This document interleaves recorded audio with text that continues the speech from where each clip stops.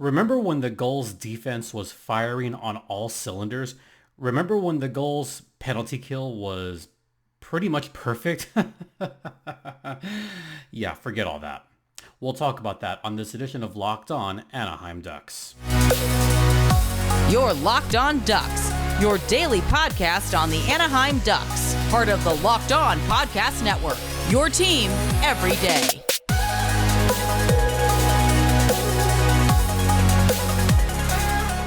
Welcome to Locked On Anaheim Ducks, part of the Locked On Podcast Network, your team every day. I'm your host, Jason J.D. Hernandez. I've been covering hockey for well over a decade.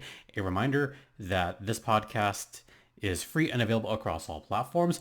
I'm currently the public address announcer for the Coachella Valley Firebirds, have also contributed to Defend the Nest, have covered minor league hockey for about as long. And just want to thank you all for tuning in and for listening in wherever you get your podcasts.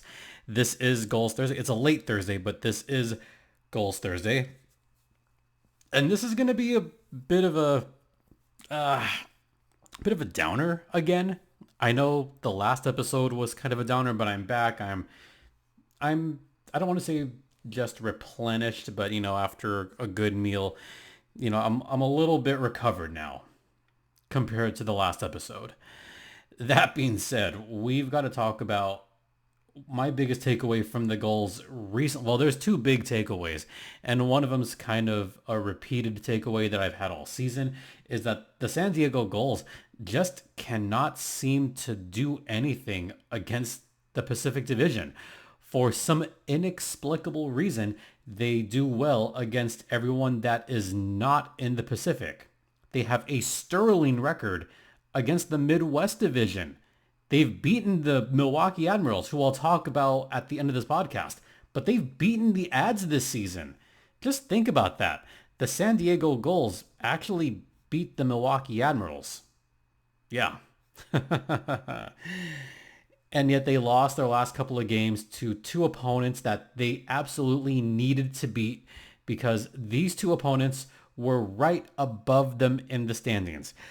Last week, I actually said in the podcast that there was a path for the San Diego Gulls to make the playoffs, that there was a path available. And there was a select amount of games that they needed to win. When you lose to the two teams that are right above you in the playoff standings, that's not a good sign. At one point, the San Diego Gulls were only 5 points out of a playoff spot. Now they're back to 8 points out of a playoff spot. And one of those spots that is in a playoff spot is the Bakersfield Condors. Losing to them was terrible. Losing to Henderson was just as bad, because Henderson was almost identical records as the San Diego Gulls going into that last game. You cannot lose to Pacific Division foes that are right there in the standings, especially teams that you're chasing. Teams you're chasing right now: the Henderson Silver Knights, the Bakersfield Condors, the Ontario Reign. Those are teams that you cannot lose to. This Saturday's game at Pechanga Arena is going to be extremely important, because that is the third such opponent that the Gulls can catch. And in fact, that is the team that the Gulls need to catch, because Bakersfield does have games in hand. Ontario does not. I have said from the beginning that if there's a team that San Diego can catch, it is the Ontario Reign. Saturday's game is going to be super, super important. But the one thing that they're kind of reverting back to is allowing teams to get into the high danger areas, allowing teams to have their way between the dots, allowing teams to easily get into the offensive zone when they shouldn't have to do that. Where is the active stick? The active stick is nowhere to be found. This happened several times against the Henderson Silver Knights. This happened a crap ton of times against the Bakersfield Condors, where Bakersfield would just waltz their way into their offensive zone and get a good shot off. Not just a good shot, a high quality shot. Not just a high quality shot, a high danger shot. This is a problem for the San Diego Gulls. It's been a problem for the San Diego Gulls since 2021. where they would inexplicably lose their way along the neutral zone, and somehow their opponents are able to get some high quality shots off. I don't understand why this keeps happening, and I'm having trouble figuring out how they can play perfect defense again against teams from the Central Division, against teams that are very good. I mean, they did a very good job defensively against the Colorado Eagles, who are a quality team, by the way. Colorado's a good team. They had won a few games in a row recently. They're 8-2 in their last 10. They've got Ivan Prosvetov in goal. But Colorado's also got a very good offense. And San Diego neutralized that offense. That was very impressive.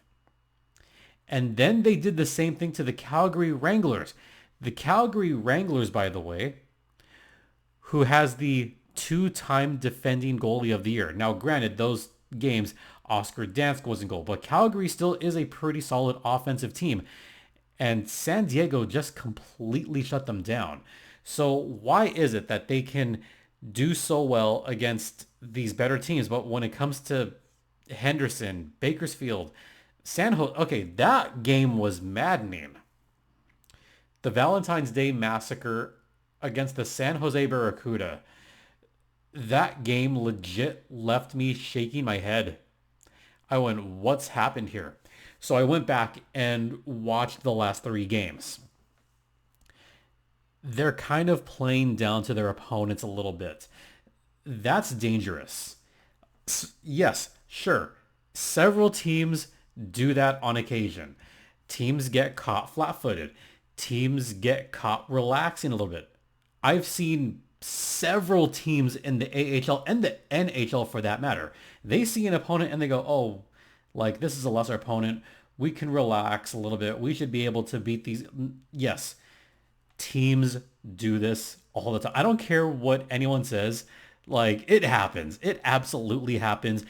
It even happens in the USPHL. I mean, a team that or a league that I also work for. I just saw this last week with the Ontario Junior Reign, who completely played down to their opponent, an opponent who is out of the playoffs right now, by the way. They played down to them, didn't have the best of games. And now San Diego's doing the exact same thing. They are relaxed, especially when they're trying to hold a lead or they're tied and they go, okay, we can relax a little bit, just carry this game into overtime, which is exactly what the Gulls did against the Bakersfield Condors. They relaxed a little bit. They got off to a fast start and let Bakersfield get right back into it. They super relaxed at the end of the first. They cannot do that. The Gulls cannot just allow teams to come back in. It's happened way too many times this season, and it continues to happen. So why? Is it a player personnel thing? Is it a coaching thing? What is it? Is it a leadership thing? Does Chase DeLeo need to light a fire under their butts and say we cannot lose to these kind of teams?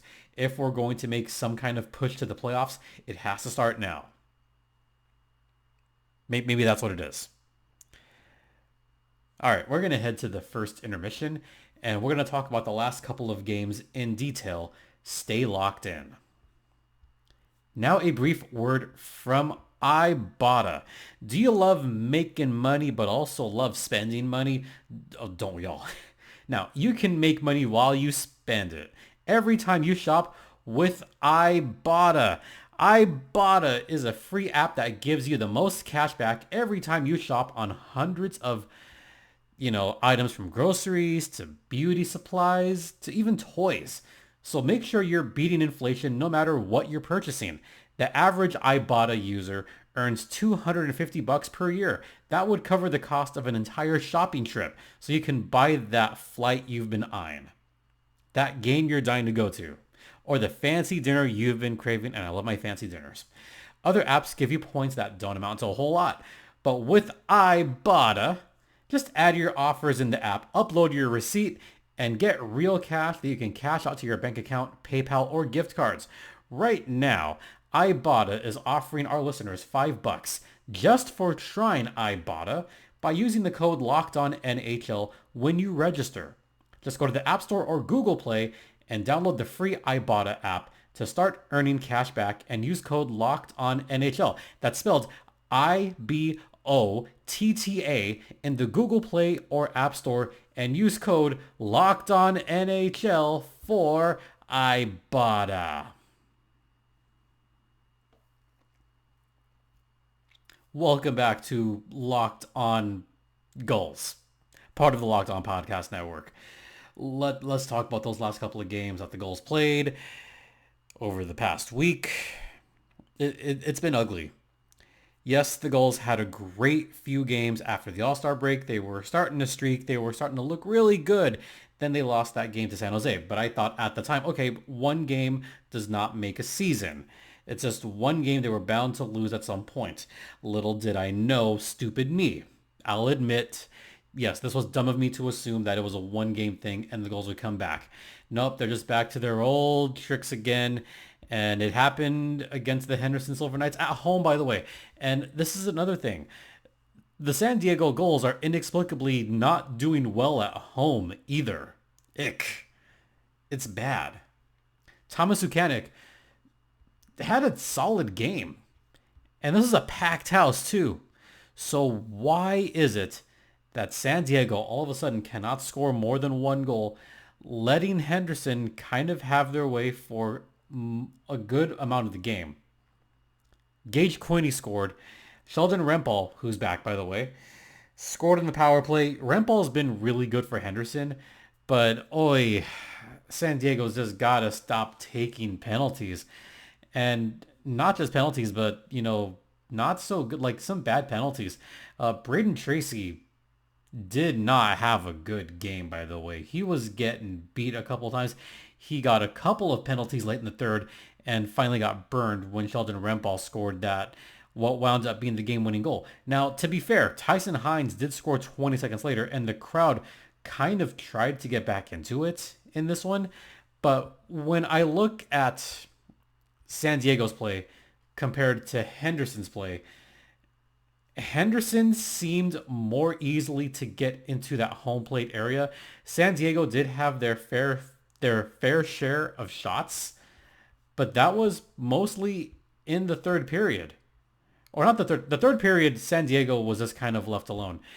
The first period is where I thought San Diego could have stepped on their neck and didn't. Part of that was good goaltending from Yuri Patera. But a lot of that was San Diego was out shooting Henderson. They played a good, I'm going to say 12 minutes. There was a solid 12 minutes where they were getting quality shots, where they were playing pretty competent defense. But I've said this on this very podcast about this very team. Got to play a full 60 minutes. I know it's a cliche answer. I know it is something that players say during their interviews. If I was a San Diego Gull and I was being asked, so what went wrong? Oh, we just didn't get pucks in deep and we didn't play a full 60 minutes. We got to play every shift and we've got to just get shots on net. Yes, I know it's a typical answer. They say it all the time. Yeah, it was just not good playing by us. We need to do a better job of getting pucks in deep, and we've got to do a better job of keeping the puck out of the zone and keeping the puck out of the high danger areas. We also got to get in the dirty areas as well. And, finally, we just need to protect the net. And, we didn't do that on this night. And we got to play a full 60 minutes, and we didn't do that. Yeah. That's what happened. They didn't play a full 60 minutes. Burned them. So lost 2-1 to Henderson. Now the game a couple nights ago at Bakersfield. This was a tough one to watch. It was a fun one to watch, but it was also a tough one to watch because San Diego was super content to take that game into overtime. That drove me a little bit mad. San Diego had a chance to win this game, and I feel like they didn't really take advantage of any of the situations given to them, especially in the end. But I'm going to start with the first period because the first period was utter chaos where there was penalty after penalty. There was 5 penalties taken in the first period between both teams. And on all 5 of those penalties, a power play goal was scored. So Lane Peterson and Dino Kambitz, they each got 2-minute minors. Pavel Regenda scored for San Diego. Andrew Agozzino scored for San Diego, both on the power plays, both led by the Regenda agenda and someone that I truly love watching play, Olin Zellweger, who is still maybe a little bit too good for the AHL, and he's racking up those apples left and right. But that made it 2-0 San Diego early on, and they looked good until the parade of penalties began for the Gulls. Tyson Hines cross-checking, Robert Haig elbowing, Pavel Regenda slashing. And that Regenda one drove me nuts because that was kind of a ticky-tack penalty. I mean, there wasn't a whole lot to that one, but the refs called it like he raised his arm so fast. I was like, oh no! Like that was a ticky-tack penalty. It shouldn't have been called, but whatever. San Diego kind of sort of relaxed a little bit because there was a few seconds left, and all of a sudden you saw Lane Peterson, score a goal with about a second left. Oh, those are the kind of plays that can drive you BS crazy. That's the kind of play that can take you from 0 to pissed off really quickly. Now, later in the second, Glenn Godden did score once again on a power play goal. So 3 power play goals for Bakersfield. The penalty kill, not there at all. In fact, the PK just looked downright, and I'm going to use this word here, and it's going to sound bad when I say it, but the penalty kill was, I hate using this word, a little bit incompetent. In that they just could not clear the puck worth their life. Something that I've mentioned several times on this podcast. Nathan Gaucher did not have a good game, I thought defensively he was lacking a little bit. Drew Hellison looked bad on all 3 penalty kills. Ay, ay, ay. So, of course, they do change up the PK later on. Helps them out quite a bit. But the third period, the end of the third period is what I want to talk about the most. Because San Diego was starting to surge. They were starting to get more shots on net. After that last media timeout, they were starting to control puck play. They were starting to make smarter passes. They were starting to play complete team hockey. And they were even beating the Condors to loose pucks. Then you had Trey Kajula, who had the puck on his stick and just made a stupid play above the glass. So delay of game, and all of a sudden, the San Diego Gulls have a power play with about 2 minutes left. This is the chance to step on the gas and to really put this game away. This was gift wrapped to them. This game was gift wrapped for the San Diego Gulls, and they just could not take advantage. That, to me, like watching that game, that felt like a major missed opportunity.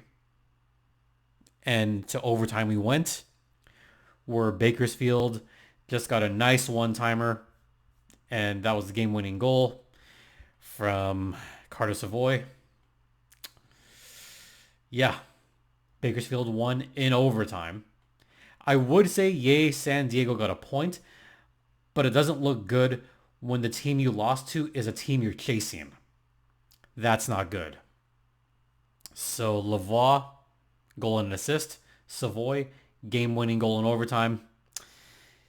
Yeah, that was a bad one, folks. The San Diego Gulls could look back on that game and just shake their head and go, what could have been? That's a very easy what could have been type of game, folks.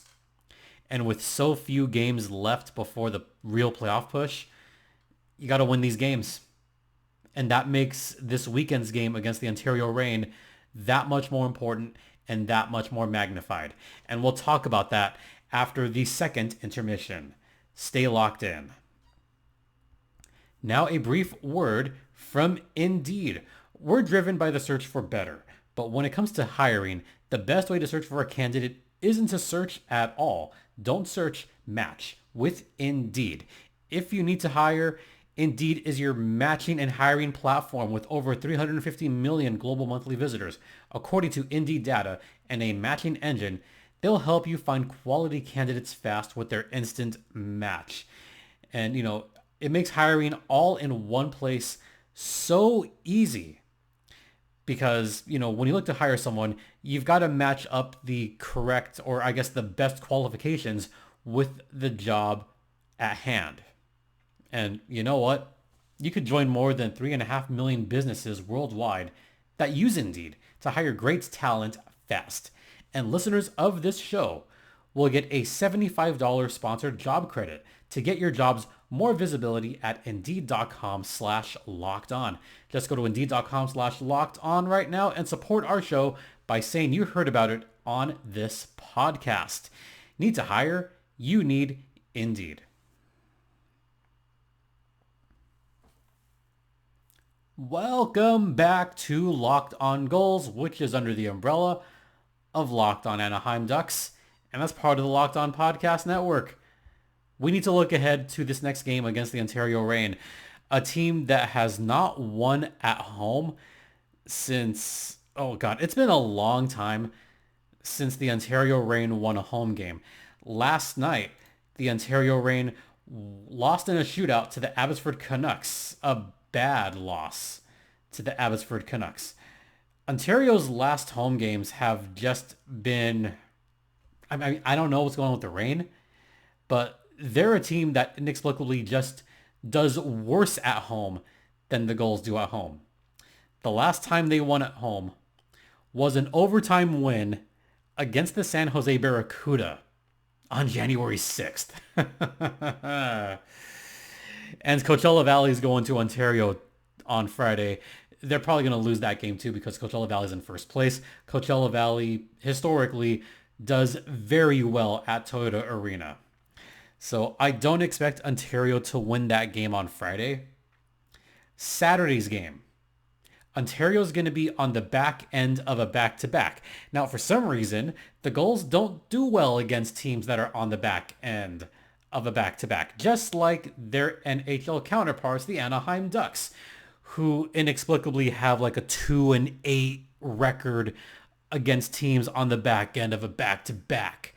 So maybe the Gulls can break that mold and actually beat the Ontario Reign. Maybe they can beat the Reign. And Ontario right now, they've got a bit of, some reinforcements back. That's going to be a little bit scary for the San Diego Gulls because now we've seen some guys come back to Ontario that are either on conditioning or they're just, on loan. Jordan Spence, a very good defenseman who has spent a lot of season with the Los Angeles Kings. He's on loan from LA to Ontario. So Jordan Spence, that's going to be a tricky one. That's going to be a challenge. How about Brant Clark? I think he's still up with Los Angeles, but Jordan Spence, golly, that's gonna be tough. So now that guys are coming back to Ontario, San Diego has to find some way to neutralize that defense and try to get a big win on Saturday. So be on the lookout for that. Maybe I'll see you guys at Pechanga Arena on Saturday. Who knows? And one more thing, since this is Gulls Thursday, and since this is an AHL kind of night, I do want to mention this big story in the American Hockey League before we wrap up. The Milwaukee Admirals just passed the Bakersfield Condors. So a few years ago, the Bakersfield Condors got a 17-game winning streak. There was actually a whole poster that used to be at Mechanics Bank Arena that said the streak, and it listed all 17 games. That was a really cool looking poster, I'll admit. But, that 17-game streak was something else. And now the Milwaukee Admirals, They just won their 18th consecutive game earlier today. Can you believe that? That is the second best mark in league history. They've got a ways to go to get to 28. But even 18, that's a huge, huge accomplishment. So props to the Admirals for that streak. Included in that streak, I think their biggest scare, believe it or not, two big scares for them. One was to the Belleville Senators in a shootout. The other was that overtime win against the San Diego Gulls. The Gulls gave them everything they got. They did. And it took overtime. It took a very just kind of overtime for Milwaukee to pull away with that victory. That was tight. That was close. The last time Milwaukee lost, it's been a while. You got to go back to New Year's Eve. December 31st was the last time that the Milwaukee Admirals lost a game, and that was December 31st to the Rockford Ice Hogs in Rockford. Before that, the last previous time they lost, oh, would you believe that was to the San Diego Gulls? Yeah, don't forget, the Gulls clobbered them in Milwaukee. Just beat the living you-know-what out of them. Remember that 5-2 victory? I feel like it was after that loss that Milwaukee kind of got their crap together, because after that game, they haven't had a loss of more than a goal. That was the last bad loss they had. So imagine being a team like the Admirals and you lose that badly to the Gulls and it wakes you up. So hey, credit to San Diego. You woke a team up. Oh, the Midwest. Gotta love it. So Milwaukee, 18 in a row. Their next games are against the Chicago Wolves, who they should beat, the Grand Rapids Griffins, who they should beat, Rockford, Iowa. Can you just imagine? Just imagine, if you will. Here's the next games. Chicago 19, Grand Rapids 20, Rockford 21, Iowa 22, Manitoba 23, Grand Rapids 24, Chicago 25, Manitoba 26. You know who could be that 28th consecutive game? Can you imagine if Milwaukee wins 26, 27 games in a row and the team they lose to end that streak is the San Diego Gulls? In fact, you know what? Part of me kind of hopes that Milwaukee keeps this streak going so they can try to tie and beat their record and the Gulls beat them. That would just be a comedy of errors if that happens. Part of me wants to see it just for the chaos factor. All right, that's our look on the AHL, and that's how we're going to wrap this one up. So once again, thank you all for listening. Thanks for watching. Don't forget, this podcast is free and available across all platforms, including Stitcher, Spotify, Apple Podcasts, Google Podcasts, etc. You can follow me on Twitter at StimpyJD. The show's Twitter's at LO_Ducks. You can find me at Pechanga Arena. Sometimes I'll be there this Saturday for Gulls versus Reign, so hope to see some of you there. And yeah, I just want to thank you all for your continued support. It is so greatly appreciated. For Locked On Gulls, I'm Jason JD Hernandez saying have a great rest of the evening. Please remember to be safe out there, be kind to one another, and Ducks and Gulls fly together.